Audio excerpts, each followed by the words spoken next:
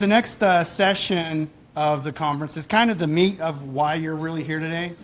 We're going to really kind of dive into some of the virtual funding, some background and some information on that. We brought smart people in, not me. We brought smart people in to talk about that.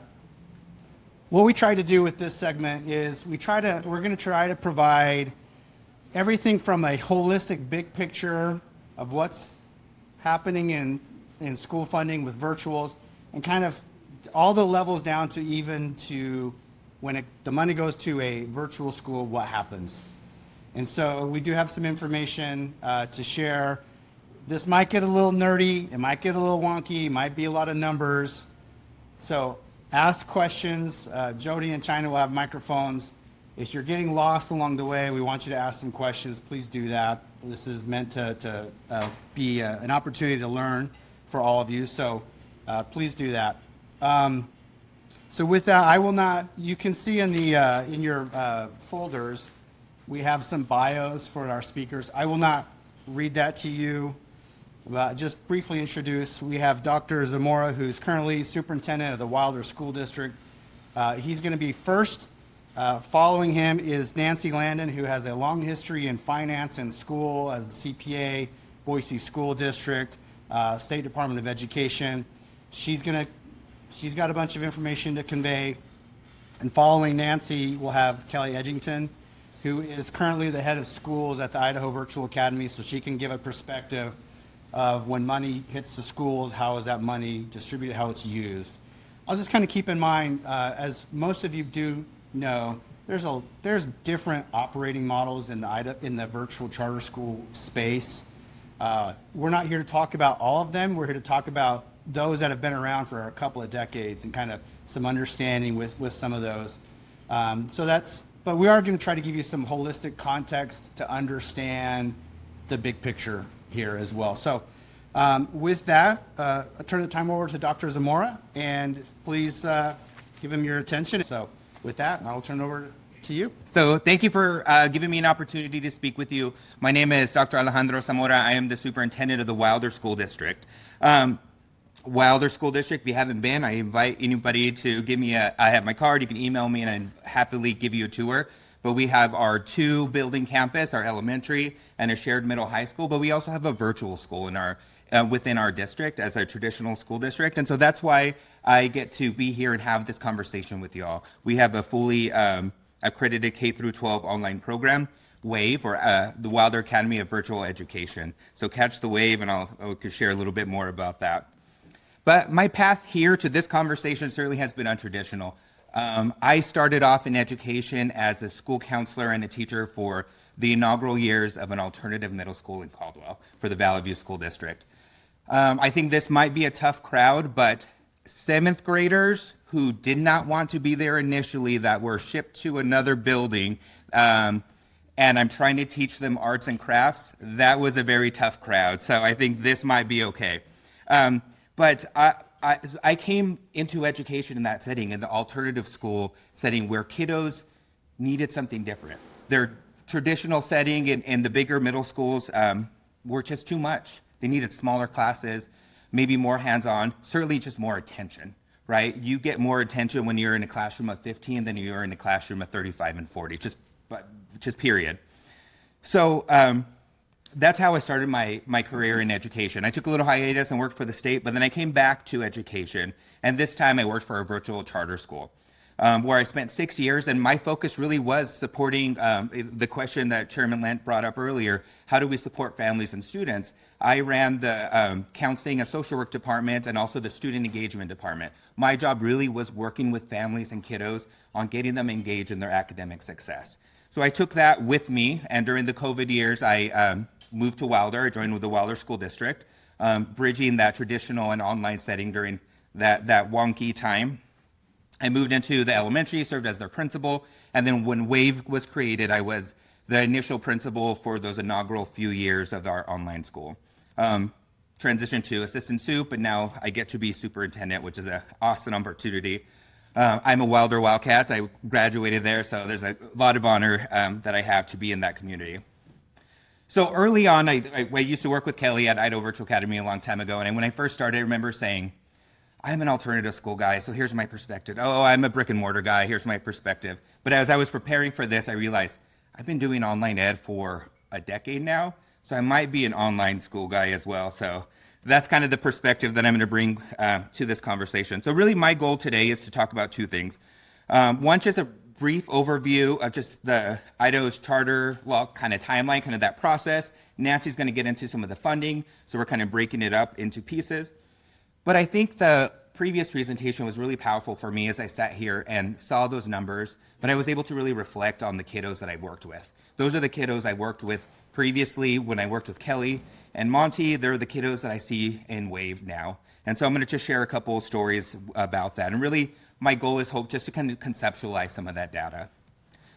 So just starting off with just that overview, and these are notes. I was in high school when this was created, so I don't know this from firsthand, but in '99 was when Idaho passed its first charter school law. That's typically when districts were chartering the charter school. They were offering the charter, the oversight. So Anzer, Hidden Springs, I believe, were some of the initial.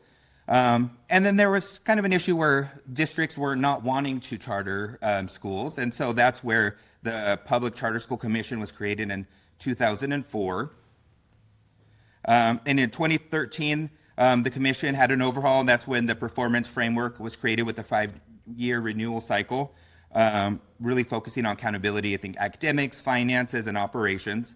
And then in 2017, the point system was adopted, emphasizing proficiency and graduation rates. And this is in addition to the state standards and requirements for all public schools. And so Nancy will go into some of the nuances of the finances there, and certainly happy to join and answer questions with her. But I'm too tech savvy that I hit it and it went away. So I just wanted to give that overview to kind of level set where we're at. But as I was sitting here and I was having conversations with colleagues about this, they said, why is the traditional school district superintendent talking about this? That part of it, at least the history, and it's maybe because I drew the short straw. But I think the reality is, it's really, for me, in my take, it's not about a virtual school like these charter schools versus traditional districts. It's about a history of Idaho. The history of Idaho where we really engage in parent choice. We have open enrollment, where we engage and embrace innovation. And I think that's what we are doing in Wilder with our online school. And so although this big conversation is about charter schools, I support this idea of innovation. I support this idea of providing opportunities for our kiddos. And so I'm just going to tell you a couple quick stories about some of our kiddos. We had, we saw the stats earlier about some of those other big issues that were coming up. There's a kiddo who has been struggling with quite a bit of mental health concerns, so much so there was a couple hospitalizations during the school year. And I run a traditional school building, so I'm not trying to minimize that, but there are limits to that, right? I have teachers there from when the bell rings to the bell rings at the end of the day, and so that's when access to teachers and sometimes the curriculum is available. So that type of disruption where a kiddo needed to go get that mental health support during their hospitalization was truly available for them through our online setting. So that student was able to stay connected when they had availability under guidance and support of their hospital, but also come back and still have full access to their education. That student, despite those disruptions, was able to stay on track for graduation because she was still able to access her education at the times that she needed to access it. Her teachers were available every single school day, right? I don't make them work 24 hours, 24/7, but they're readily available. If there's a question that came in, they create videos and send it. So when the student's available to watch that, they were able to engage in that way. So I'm just proud that student's able to be on track to graduate.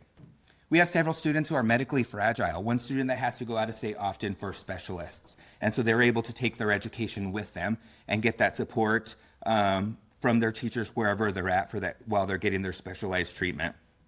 We have another student who has medical issues that just have bad days, like where they just body is unable to kind of function very well. And so instead of missing assignments, they're able to kind of push through and get that support.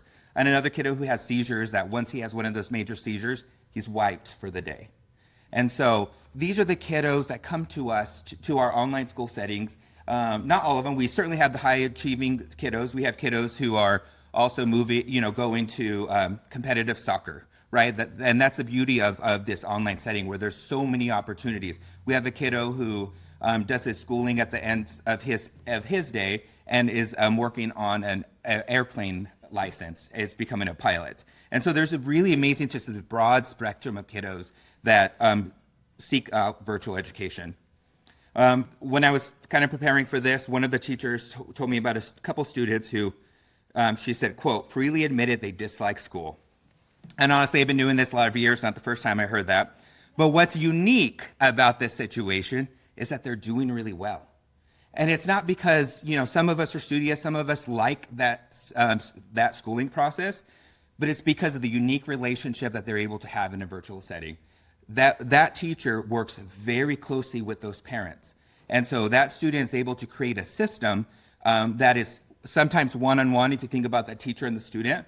But really, I was thinking about it, it's 2-on-1 with the one parent or 3-on-1 with that parent. So that quality of support that the kiddo has is very unique than what sometimes is offered and available when I have a classroom of 15 kiddos in my brick and mortar buildings. So these are just a couple students. I can go on for hours. Please come find me if you want to hear more stories. I've been doing this a long time. But I think that the reality is that there are so many different challenges and so many different backgrounds that come to virtual ed. And so we need a different path and different opportunity. I think that's certainly what virtual ed does for that, for those kiddos. So as somebody who runs both an on-campus and online school, I can tell you with confidence, from my experience, online learning is not the best environment for every single student. But for some students, it's everything. And I think that's the thing that we really have to look at. My online school is not a very large school. I will tell people all the time, I don't want the biggest online school in the state. I just want to have the best online school. I want to have the best for my kiddos. And so a few weeks ago, I was having a conversation about online ed and kind of alternative education. And something that really stuck with me in that conversation, somebody said, for decades, we had kind of this traditional school setting. And we realized that traditional school setting didn't fit for everybody. So we created alternative school settings, right? And so I work that's kind of my background. But if we reflect and we look at our conversations, it seems like these virtual schools are the alternative to the alternative, right? This is an opportunity to create something different. And because as some students' needs transcends the brick and mortar walls. Some kids need it. Some kids need the accountability. They want to see their teachers every single day. Great, we have those schools. But those kiddos whose needs transcend those walls, truly, we have some really strong virtual programs out here in the state. So, my job isn't to pick one model of the other. I'm lucky in my district we get to have both. And I just appreciate that Idaho embraces school choice, open enrollment, and school innovation. And I think that's what we're doing with WAVE, and I think that's what other schools are doing with their online program. So with that, I'll certainly be here. I'm not going to take up all the time. We're sharing our time. But I just want to thank you for the few minutes I have. Turn it over to Nancy, and we'll be available for questions. Thank you, Alex. Well, my name is Nancy Landon, and as Doug mentioned, I spent my career in public education pretty much. I recently retired in January of 2023, and so I've really enjoyed the time that I've had with my family. I spent a lot of time working and being stressed out, and so I get to spend time with my grandchildren because I feel like I kind of shortchanged my children during that time. So that's been great. But today I've got a couple handouts for you. I've got two in your packet, and so that's what I'm going to go over. Not the first one is a handout that was prepared by the State Department of Education. That handout kind of goes over the whole funding formula. And I know you didn't come here to hear the funding formula today, so you're lucky I'm not going to try to do that to you. But I do encourage you to take the time once the session starts. I know that the State Department of Ed does go through and do a training in House Ed and also in Senate Ed on the funding formula, and I really encourage you to try to sit through that if you can. So you've been through it a few times, and so you have to listen to it a few times to get a good understanding about the public school funding in Idaho. That's been near and dear to my heart for 35 years, so I know quite a bit about it, and I've seen it change over the years. But I do encourage you to take the time to go to Senate Ed or go to House Ed and listen to the Department of Ed give you that talk, because they're very knowledgeable. And that one handout gives you that information. I'm not going to go over it today. I'm going to go over the information that's in the table. And the reason I want to address that is I feel like there's a lot of confusion about how virtual charter schools and how charter schools are funded in Idaho compared to traditional schools. So I'm going to try to talk a little bit about that briefly to highlight where those differences are and where the similarities are, because what you're going to hear today is they're much more similar in nature than they are different. So the handout that I'm going to go over is this. Did you pull that up? So it looks like this. It's a table, and I'm just going to briefly go over that table with you. So the first thing that I want to kind of make you think in your mind is there's public schools and charter schools are funded in what I consider like 4 main categories. And I look at that as support units, which support units are students, and I'll talk about that. And then there's salary-based apportionment. That's the funding that goes out to allocation for staff. Then there's transportation allocation to fund your busing operations and to provide delivery of virtual instruction. And then there's also what I call facility funding. I won't go into a lot of detail on that. But then the big one that I consider a big chunk of the money is also what I call earmarks. And so I've got that on that page as well. And so I want to kind of wrap your hand around what those differences are. And so let's start with support units. So support units are kids, okay? And that's how we fund most of the education in Idaho. So support units drive the majority of the funding. If it's not the support units, then it's usually your best 28 weeks average daily attendance or your full-term average daily attendance. Support units are funded based on the age or the grade level of the students. So if you're kindergarten, you get funded at a certain level. If you're a secondary kid, you get funded at a different level. And just so you're aware, a secondary kid generates more funding than a kindergarten kid. So they consider you need more units to fund a high school.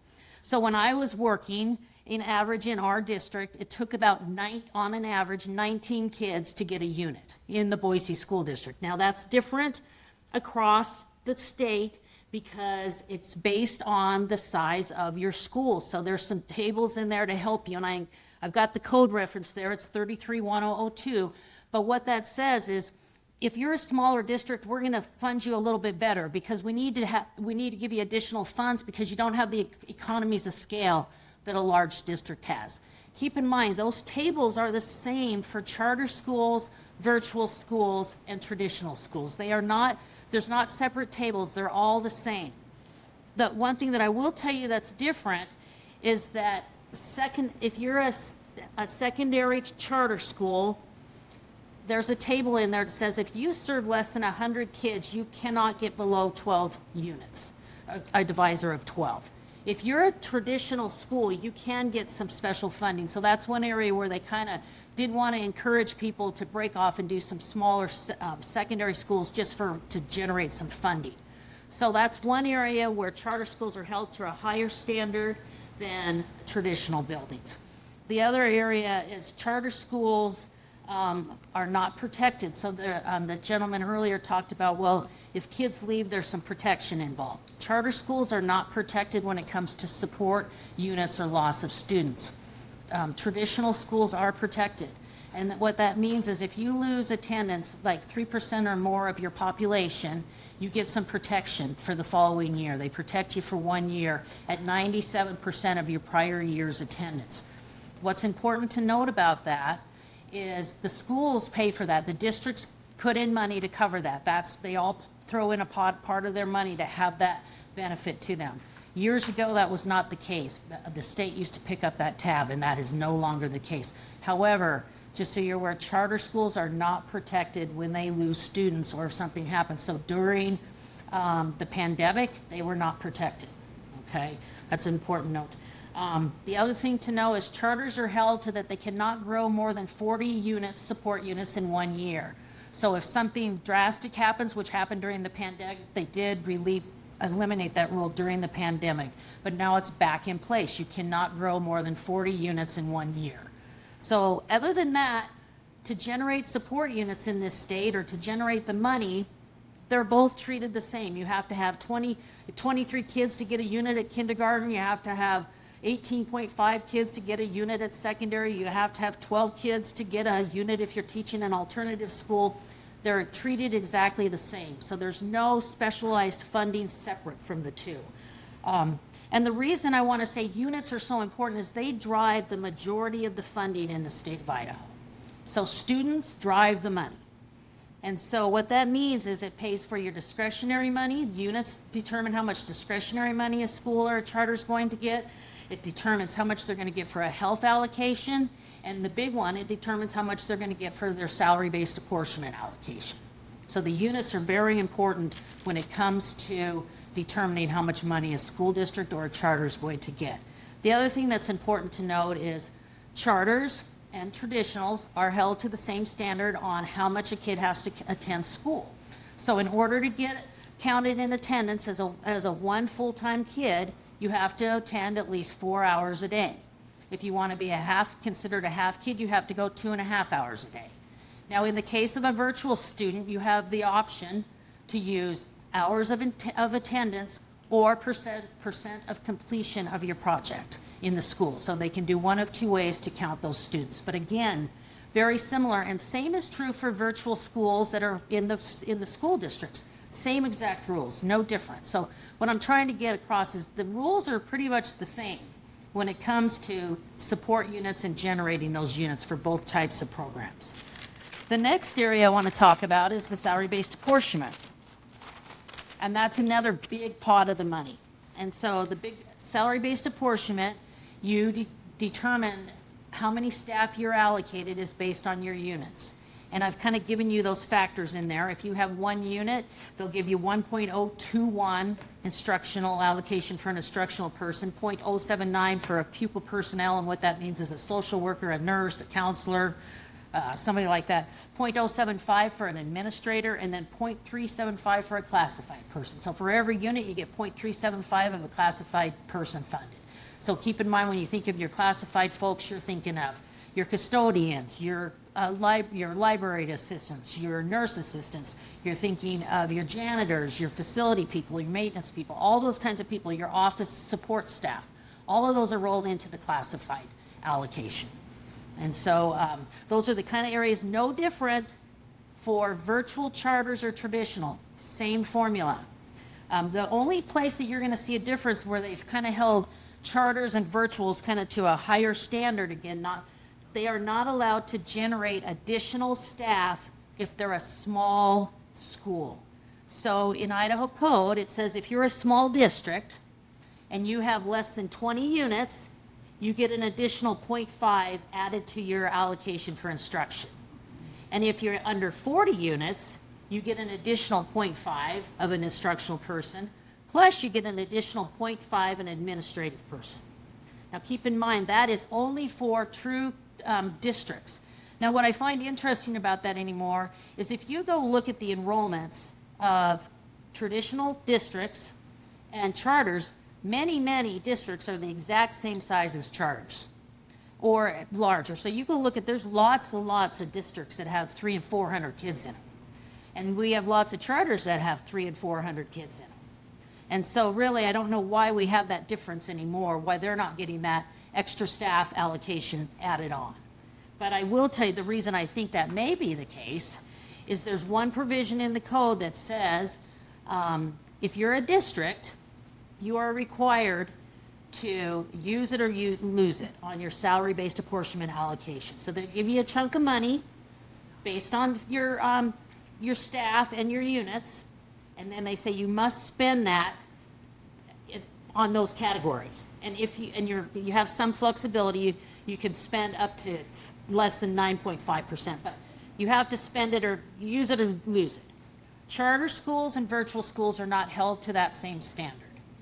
And I believe the reason for that, and it was set in place early on, years and years ago when charter schools first came about, and the reason for that is specifically so that charters could have the flexibility to do what they wanted, be innovative. The whole idea with the charter was let us get them the money and let them do things different. That's what we want them to do. We don't want them to keep being traditional schools. We want them to do something different.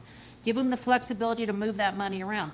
The other reason I believe that happened, and you legislators can speak to that if you were around at the time, is that they don't have a local funding source. So they don't have the ability to go grab property taxes or supplemental levies or some of those other local property sources that traditional districts do. So that's another reason I think they provided charters and virtuals with the ability to have that flexibility. So keep in mind that is one area where charters are different when it comes to the salary allocation. The other, I'm not even, that's too complicated. So, and then the next area I want to talk briefly about deals with the transportation funding. Again, there's a lot of talk about transportation. Virtual charter schools, charter schools and traditional schools are treated exactly the same when it comes to transportation funding. There's no different. You have to determine, as if you're a charter school, what your boundary is. You're still held to the same standards. Your child can't be has to be farther than 1.5 miles away, but you're held to the same standard as a regular traditional school. No different. The only difference in this one is virtual schools do have the ability to apply for a transportation reimbursement to cover costs associated with providing delivery of the instructional model to the child. So they will fill out a claim just like any other district or charter once a year to the State Department of Ed, and they will claim those costs and get reimbursed at a 85% reimbursement cost. The only other difference is charter schools are allowed to get an advance payment. And the reason for that is because all your transportation costs are paid in arrears, meaning you incurred those costs in 24, 25, and you're not going to get paid for them until 25, 26. So if you're a new charter school and you start out, you're not going to have any money coming in because you didn't have a prior year. And so the legislature made the law to allow you to have advance payments. Other than that, transportation rules are exactly the same. So what I'm trying to get at is, if you see, there's not a lot of differences in the way that the schools are funded. Very little differences in funding opportunities. Facilities are a little different, of course, because as you know, traditional schools and traditional districts can bond. They can go to the voters and they can bond. And so that's what they do, and they have a different mechanism. As you know, the Modernization Fund was established 2 years ago, and that money has all been distributed to traditional districts. And then they have some property tax relief money that has been given to them that is not available to charters or charter virtuals. Charters and virtuals do have another funding mechanism for facilities, and that is they get paid $400 per ADA. And if you're a virtual, you have to apply for that and get paid at 50% of that if you have costs associated with buildings and facilities. Again, very little differences. And then the one part that I really want to bring to your attention is all the earmarks. And so I have those on the next page, on the back page. And I want you to look at all of those earmarks, because those are a big part of what the legislature, what you are passing each year. They're a big chunk of money if you look at that. And as you can see, there is no difference in how that money flows to charters and virtuals versus how it flows to traditional schools or districts. There is no difference. The reporting is exactly the same. The accountability measurements are exactly the same. So just keep that in mind. Everything with each one of these, they have to follow all of the things that have set up in legislation and passed each year. They have to follow the same rules and specifications that the legislature set forth. So you can see there's a big line of them, what I tried to do is just tell you how much what you're supposed to budget for those. And as you can see, it's all based on students, how many students you have, or your staff. In the case of some professional development, they base it on your staff counts. But again, it's important for you to see there's not a lot of difference. And then I did want to highlight, again, that the big difference between charters, and you all know this, and charter virtuals, is that they don't have the ability to access any local revenue. Okay, that's the big difference. The one thing I did want to kind of just bring to your attention in case you weren't aware is that in this state right now, or in 24-25, we had about 318,000 students enrolled. Of that, 275,000 of them are sitting in traditional schools. 43,000 are sitting in charters. Of those in charters, 15,000 are virtual students. 35% of the students that are in the charter school are sitting in virtual schools right now. At least that was as of 24-25. And so overall, in the state, if you look at that, we've got a total population of virtual kids of 21,000 kids, or 6% of the total population of the students in Idaho in 24-25 were in virtual schools. So that's a pretty good number if you think about that. So I haven't seen the latest number. The other thing that I think is important for you to know, virtuals are not just charters. Traditional schools are in the game, and they're in the game. They're getting in the game pretty big because of choice. Parents want something different, and traditional schools have heard that loud and clear.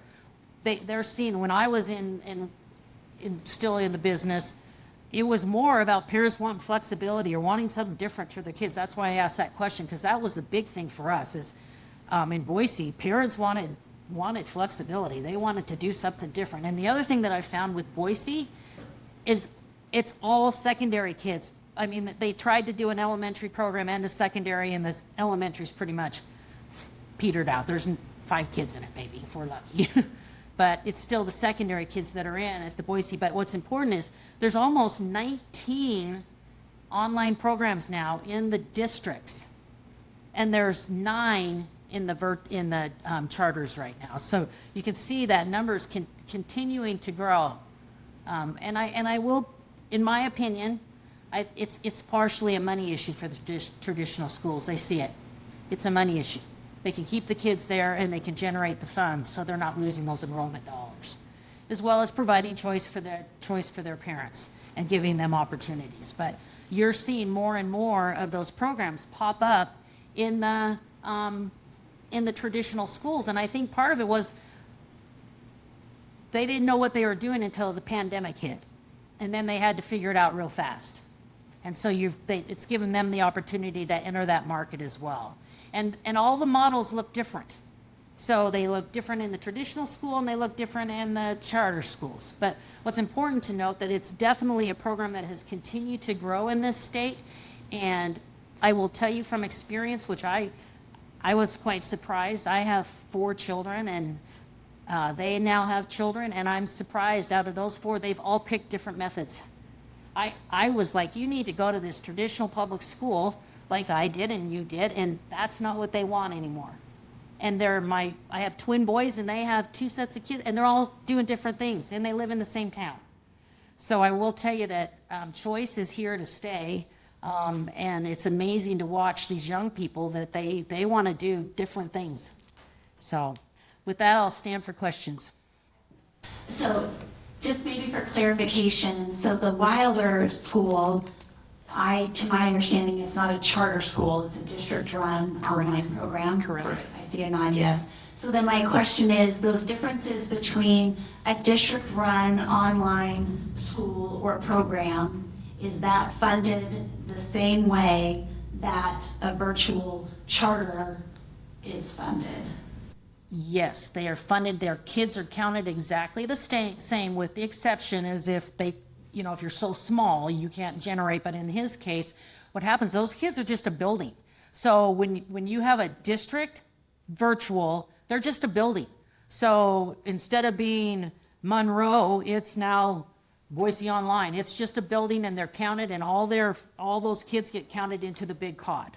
So what's important to note about that is it may very well be that a district, they don't have that use it or lose, they have that use it or lose it. So they might be generating some additional funds because of that online, but then they're able to use those throughout their entire district operation. Yes. I was wondering if you can explain to me, you were saying that the charter schools cannot grow more than 40 units In a year. in a year, and can you maybe explain why that is? Well, I can tell you what I think the reason is, because that's been around a while, but, and please, any legislator that's in the room, tell me if I'm incorrect. But I will tell you that I think it was because at the time of the establishment, school districts were concerned about a big loss of students all at once. And so they kind of compromised and said, okay, charters can't grow rather quickly all at once. And I believe at the time, one of them that was a kind of one that fear was the Gooding one. Gooding's a teeny little district, and Gooding was opening up a charter school, and it would have taken out their entire public school. Would you? Okay, thank you. One of the criticisms that we hear related to charter schools and their funding, particularly the smaller ones that may reach that small school divisor benefit, is that charter schools can cap their enrollment and not take more kids, where a district school, has to take in all the kids that are going to come through, the door. So I don't know if that ability has impacted anything structurally in the funding formula for charter schools, either related to use it or lose it, or any of the other provisions. So what you're saying is because they're capped, has that done, I think what that cap, so they've capped out, they don't have enough room. Again, what that's done is that's kept those other students in the traditional schools, I believe. So I'm not sure if that has anything to do with the use it or lose it. I believe a lot of the use it or lose it had to do with innovation. I mean, that's what I heard when it was passed years and years ago. The talk was, let's let them have some freedom. Let's quit telling them what to do on every little turn, and let them have some freedom and let them make their own decisions. And so that's what I think was the reason for that. And I could be wrong, but yeah. So one of the concerns that had come up in our education committee last year was just the classification of busing and the buses. Is there a way to kind of, when so much is online, people have a hard time saying, so now why did they get money for buses? Can that be kind of fixed? Well, I think at the time that it was kind of just put in there to have a placeholder for it. And at the time they thought, okay, well, we have a delivery method. We're going to deliver the product, but it's a different type of delivery method. It's electronically done, it's internet. And so they didn't know where to put that. And so they stuck it into the transportation legislation, into that part of Idaho code. Certainly that part can be pulled out into another code section, but it's kind of, that's where it's been placed, and it's been there for years. It's always been in that location. And I think it was because they looked at it as we're transporting the product electronically instead of transporting through a bus. And we get that. It almost got eliminated though. Right. And that was the problem. And so they put it out there, and instead of finding a new home for it, they just tried to eliminate it. And so, I don't know if that was by accident or what was going on there, but definitely it can be moved to a different location. If people don't feel like it belongs in the yellow bus area of the Idaho code, you can move it to another area. But what happened was, I think was proposed to be eliminated, but not being moved elsewhere, at least in the legislation that I reviewed. First, thank you so much for being here. This has been really helpful. Lots of these questions I get all the time, and I can't answer them, so thank you. Can you, I'm looking at the section on the facility funding, and I'm trying to picture in my mind what $400 per best 28-week ABA looks like for a charter school versus what we're doing for public school. Could you give story, numbers, some context that would help me picture that better? I cannot, but what I can tell you, that data is available. I don't have it with me, but what I can tell you is it's available on the State Department of Ed's website. And what I can do, if they've got a list of everybody that attended, I can send that information out to you. I can grab it for you and show you kind of what did the school districts get as it pertains to the modernization funds. Now remember, those modernization funds are 10 years. And then compare it to what you're going to get on 400. So say you have 400 ADA in a charter, you take that times $400, that's what you get each year, keep in mind. So that's ongoing. That's ongoing money, yes. And in the case of the public, or the traditional schools, I should say, everybody took the money up front. So all the money's been distributed, and it's being used, or it's already been used, or it's sitting in an account earning interest, getting ready to be used. But they will not receive another payment for 10 years. Well, thank you, Nancy. That was really interesting, and you know your stuff. It's really nice to work with Nancy a little bit. Thanks for coming today. I'm Kelly Edginton. I grew up in Idaho. I went to Skyline High School in Idaho Falls, and I taught school after I graduated from University of Idaho at District 91 at Emerson Elementary in Idaho Falls. And it was great. I've raised 3 boys here, 2 U of I graduates and 1 ISU graduate. My dad's also a Vandal too, so we have a legacy of Idaho here. Love Idaho. I stayed home with my children for quite a while until I started with Idaho Virtual Academy in 2002 when the school opened. And I was a teacher. We added grades as we went. I've been an elementary principal, I've been the high school principal, I've been the director of academics. I still run federal programs. Some things stick with you for a long time. And I've been the executive director of the school for nearly 13 years. That's why my hair's not brown anymore, I think.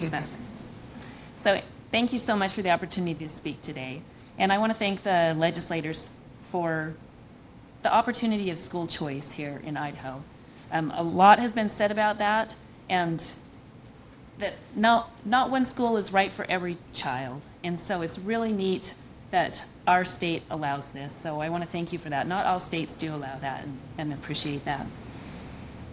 So today, Idaho Virtual Academy, I think you probably know, is a public charter school.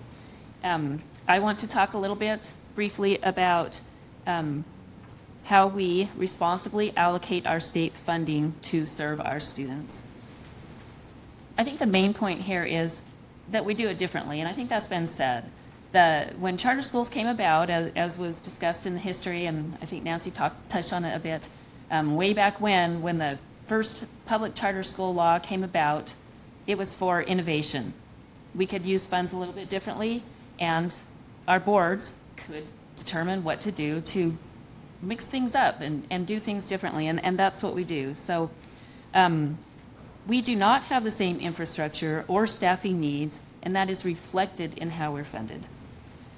Our school, along with the other charter schools, are governed by independent boards of directors, and so our board of directors are all from Idaho. There are some parents on sometimes, and we have some long-going people on our board too. Some have been parents off on, like we're saying, some might come into the school for a little bit. Some have never been parents in the school. Some are just been parents with 4 graduates too. They're wonderful people. They make the decisions on how we spend our money. They are involved with putting the budget together, and they approve every expense that comes through.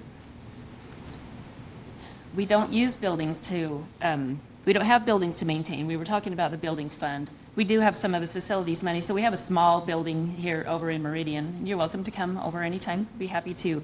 I would love to have you watch a class, and we have some students here today that can talk to you about their experience too. But anytime, we could get you Zoom into a class too, so we can get you that way too. But we do not have buildings. We don't have buses to run. The transportation looks different. We're bringing school to the child rather than bringing the child to the school, as Nancy was talking about too. But there are costs and there are people that are involved in all of that too, but they are not on our contracted roles. We don't have a business office, an IT department, or facilities staff.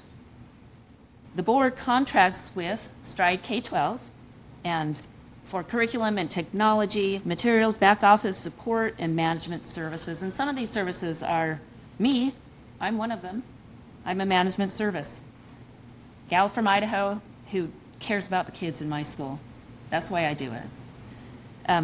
Some of the things are curriculum and materials, online school platform, the technology, computers, tech support for students and staff. We have data systems and reporting. You wouldn't believe the data systems we have and all the dashboards we have to look at of what the kids are doing and where we are with all sorts of different things, with the beginning of year test, the middle of the year test, the growth, all of these things. We're very tuned into that, and that's provided for us, which is very nice. We have finance and legal teams, professional development, customer care, school operations, and there's just a lot of stuff involved in there that does not come out in a budget that is showing contracted people. We We have a speech and language therapist, and we have a couple of BI people, but we also contract all over the state with people. Our special education population is generally above the state's average for that too. So we have a lot of students that we're serving with related services. I know our treasurers at different times over the years have said, wow, we spend a lot on related services, the board treasurers, when they're reviewing those too. At our school, 84% of our funding goes directly to instruction. That's teachers, salaries and benefits, curriculum materials, learning technology, professional development, and then some of the related services, well, all of them that I was talking about too. And again, there are a lot of related services. We are held to the same reporting standards as all public schools in Idaho. Our audits are clean every year. We submit the same reports to the state as any traditional school, and we have some additional reporting to the Charter Commission as well. So the teaching looks different. We're innovative, right? We're a charter school, and that's what we're doing differently too, is we're balancing synchronous and asynchronous learning. And the students are going to attend class for teachers, and our first speaker talked about when he was in, and it's still Class Connect.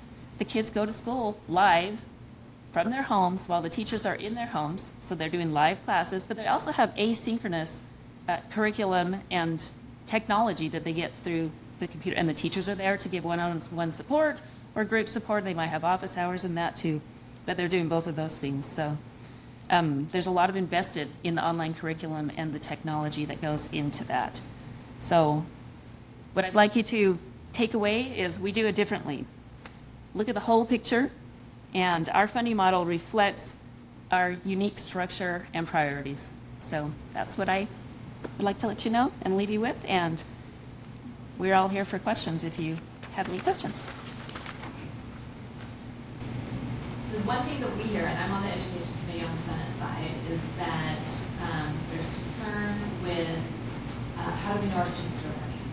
Yeah, I'll speak from WAVE's perspective. We are in this third school year as a school.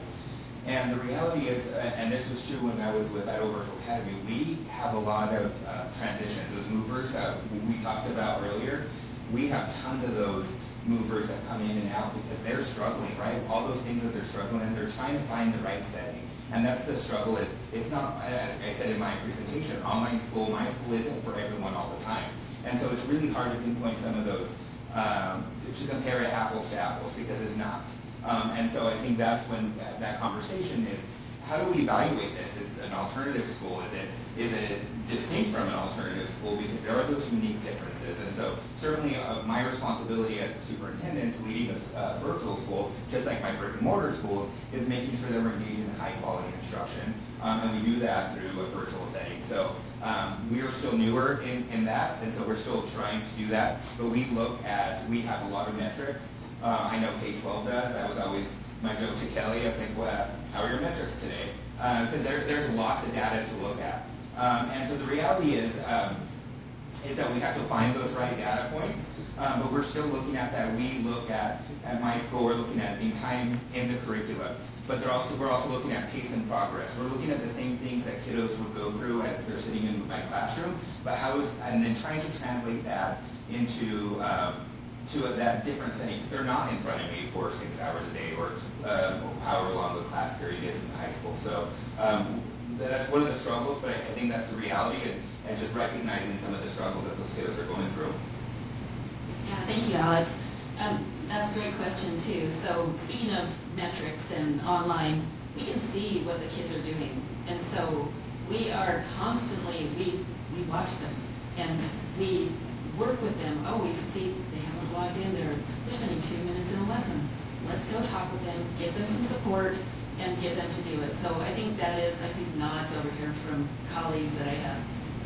They think there's a problem. If a kid thinks they can come in, take a quiz, no, they can't. Can't do it. We are on them. We have attendance and truancy processes too. So engagement is an issue. I don't think it's just in virtual school though. It's in brick and mortar. There's engagement issues and all of that too. And then, as Alice was saying, we have the whole gamut. Students all come for different reasons, and you'll talk to some of them here tonight or today too. And he has something to add. I want to complete the answer to your question, but first I want to say that we have a small school, Idaho Virtual Academy, about 175 students. Last year we awarded 291 industry certifications out of 175 students. So many of our students got more than one. We graduated about 39 students, and all of them except one graduated with an industry certification, many more than that. This year we sent students to, we had 41 students get 263 dual credits this last year, and that was out of 41 students. So with a small population, we're doing a lot of stuff for a lot of young people. This year we sent our student officer team for BPA and FFA to the state basic leadership course just recently. And we sent our FFA officer team to nationals with our district this year. They're just coming back from Indianapolis today, or I would have them with you. Just so you know, last year they did a field trip and saw $1 billion horse. Let that settle in their head for a minute. I don't think there was such a thing as $1 million horse. We have a district FFA officer for our team, and you consider with 175 students, one of our students is a district officer. Last year we had a national BPA officer. Consider there are 45,000 students roughly in business professionals in America nationwide, and one of our students was a national officer. So we talk about what charter schools, next year, next week, or the week after that, they're working on their AI certification. We have a team going to Salmon to work on their artificial insemination with the cattle industry. So anyways, to point out, there are a lot of things that charter schools are doing, and those are just a few things that our small charter school is doing. And thanks to Chairman Reed and the Charter Commission for allowing us to do this about 10 years ago. We really appreciate it. We've done a lot of what you asked us to do, and I think we're doing a great job with it. One of the other questions you had asked is, what are the concerns that we had? And last year, when they were talking about the funding rewrite, my school stood to lose over $100,000 when the last proposal was made. It upped and down. We were ahead $20,000, $30,000. We were behind $20,000, $30,000. And then in the last proposal, right before the end of the session, we were going to lose over $100,000. And so one of the concerns that we really have is a small charter school like mine, you take a hit like that, and all these young people that had these experiences that I just shared with you are no longer going to be able to do that. And it's important that we provide them the opportunity. To answer one of the other questions about a kid back, forth, we had a young man come to our school when I was in his ninth grade year because he was getting bullied. And when we did an audit, the auditors asked them, because they always want to talk to the young people, where would you be if you weren't here? And he said, in the locker. And yeah, she was. And when he got ready to go to his junior year, he says, Mr. Pittman, I got to go back to a traditional school district. I said, oh, dude, you're the best. What do you want to do that for? And he says, because I came here and you people, the teachers and everybody involved, taught me how to be confident and taught me that I mattered and taught me that I could do something. So we went back his junior year. He came back his senior year, and I said, dude, what are you doing here? And he said, I went there and proved I could do it, thanks to your guys' help. Now I want to graduate with you. So, yes, they do go back and forth. But I just wanted to make sure we got your questions answered, so thank you for that. Could you talk a little bit more about why there's flexibility built into the way it's funded? Because there are certain things that you don't have at your schools that brick and mortar traditional schools have that they can build the department. Can you give a little more history and context about why there's more flexibility built in to kind of move that funding around? We talk a little bit about salaries and expenses. Can you give some more, just touch on that just a little bit more? Well, I would say one of the reasons I think the flexibility was set up has to do with the fact that charters cannot go out and access local funds.